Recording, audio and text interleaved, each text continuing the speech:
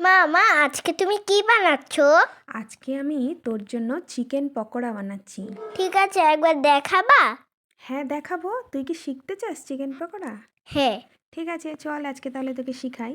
প্রথমে আমি চিকেনের পিসগুলোকে ছোট ছোট পিস করে নিয়ে ভালো করে ধুয়ে নিয়েছি। এবার এর মধ্যে দিয়ে দিচ্ছি লেবুর রস, রসুন বাটা, সাথে দিয়ে দিলাম আদা আর কাঁচা লঙ্কা একসাথে বেটে নিয়েছিলাম, আর দিয়ে দিলাম গোলমরিচের গুঁড়ো।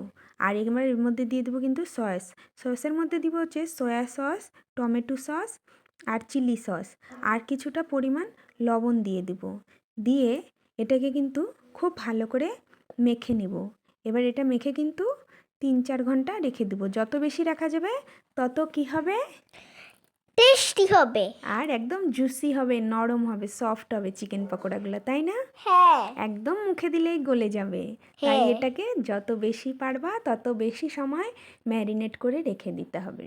হ্যাঁ। এবার ম্যারিনেট করার পর ঠিক সন্ধ্যাবেলা এটা বের করে নিয়ে দেখ, আমি এটাকে 3-4 ঘন্টা রেখে দিয়েছিলাম। এবার হ্যাঁ। বের করার পরে এর মধ্যে দিয়ে দিলাম একটা ডিম, তারপর? আর দিয়ে দিলাম কর্নফ্লাওয়ার আর কিছুটা ময়দা, দুটোই হ্যাঁ। সমান পরিমাণ দিলাম। ঠিক আছে। দিয়ে এটাকে খুব ভালো করে মেখে নেব, হ্যাঁ। যেন সব পিসগুলোর মধ্যে লেগে যায় ঠিক সবটা। আছে। তারপর? তারপর কিন্তু কড়াইয়ে এদিকে আমি কিন্তু গরম সর্ষের তেল বসিয়ে দিয়েছি। যারা যেই তেলে খেতে চায় সেই তেলেই খাবে।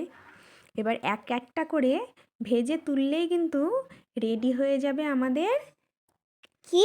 চিকেন পকোড়া। হ্যাঁ। আর তারপর আমরা সবাই মিলে কিন্তু এটা খাবো শীতের দিনে। চিকেন পকোড়ার সাথে সস আর পেঁয়াজ, আর যদি একটু কফি হয় তাহলে জমে